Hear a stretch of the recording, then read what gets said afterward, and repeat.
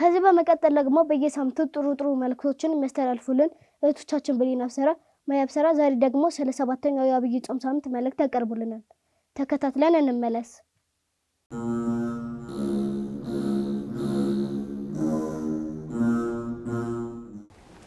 በስመ አብ ወወልድ ወመንፈስ ቅዱስ አሐዱ አምላክ አሜን። ሰላም ጤና ይስጥልን። በመላ ዓለም የምትገኙ ውድ እግዚአብሔር ልጆች እህቶቻችንና ወንድሞቻችን እንደምን ሰነበታችሁ? ደህና ናችሁ? እግዚአብሔር ይመስገን እንዳላችሁ ተስፋ እናደርጋለን። አሜን። የአምላካችን የልዑል እግዚአብሔር ስሙ ዛሬም ዘወትርም የተመሰገነ ይሁን። እንኳን ለ7ኛው የአብይ ጾም ሳምንት በሰላም አደረሳችሁ አደረሰን። እንኳን አብራ ደረሰ እንዳላችሁ ተስፋ እናደርጋለን። ውድ እግዚአብሔር ልጆች ከ8ቱ የአብይ ጾም ሳምንታት መካከል ለዛሬ ስለ 7ኛው የአብይ ጾም ሳምንት እንነግራችኋለን። የአብይ ጾም 7ኛ እሁድ ወይም ሳምንት ኒቆዲሞስ ይባላል። ውድ እግዚአብሔር ልጆች እናንተም እንደምታውቁት ስያሜውን የሰጠው ኢትዮጵያዊ ሊቅ ቅዱስ ያሬድ ነው።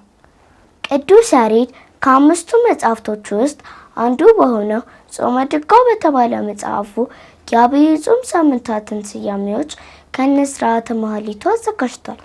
እኛም አባቶቻችን በሰሩልን ስርዓት መሰረት በአብይ ጾም ወራት ዘወረደ ብለን ጀምረን በዓለ ትንሣኤን እስከምናከብርበት ዕለት ድረስ ያሉትን ሰንበታት በልዩ ልዩ ስያሜዎች በመጥራት የተከፈለልንን ዋጋ እያሰብን ቃለ እግዚአብሔርን እንማራለን፣ እንዘምራለን፣ እንጸልያለን።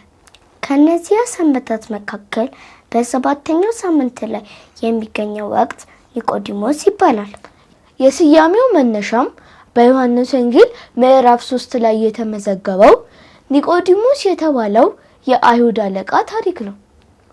ውድ እግዚአብሔር ልጆች ይህ ኒቆዲሞስ የሚባለው ሰው በ3 መንገድ የአይሁድ አለቃ ነበር።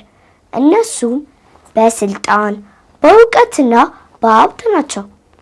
አንድ ሰው ስልጣን ቢኖረው ሀብትና እውቀት ላይኖረው ይችላል አይደል? እውነት ነው። እውቀት ቢኖረው ደግሞ ሀብትና ስልጣን ላይኖረው ይችላል።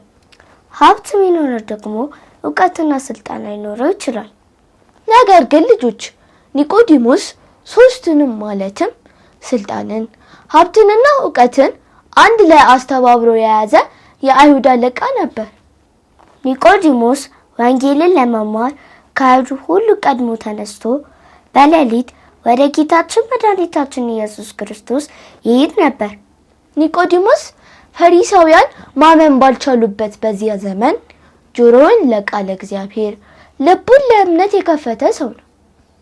ልጆች ብዙ ሰዎች እናውቃለን ወይም እውቀት አለን በማለት ከመልካም ነገር ሲከለክላቸው፣ ኒቆዲሞስ ግን አዋቂ ሳለ ራሱን ዝቅ አድርጎ እምነት በማጣት የነጠፈችውን የፈሪሳውያንን ህብረት ጥሎ ሐዋርያትን መስሎ ጌታውን አግኝቶታል።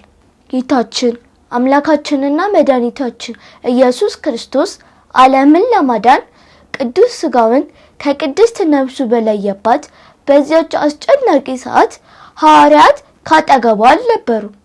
አይሁዳውያን እንደፈለጉ እየሆኑ በነበረበት በዕለተ ዓርብ የጌታችን የአምላካችንና የመድኃኒታችን የኢየሱስ ክርስቶስን ቅዱስ ሥጋ በድርብ በፍታ ገንዞ የቀበረ ክርስቶስን የሰቀሉት አይሁዶች እኔንም ይሰቅሉኛል ብሎ ሳይፈራ በድፍረት ከእግረ መስቀሉ የተገኘ ሰው ነው።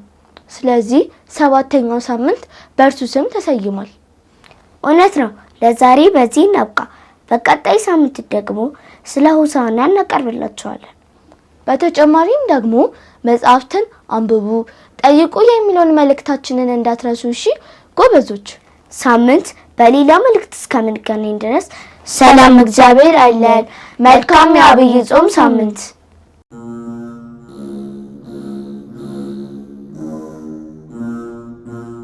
ከመልእክቱ ተመልሰናል። በመልእክቱ ለተሳተፉ ለእህቶቻችን እግዚአብሔር አምላካችን ቃለ ሕይወትን ያሰማልን።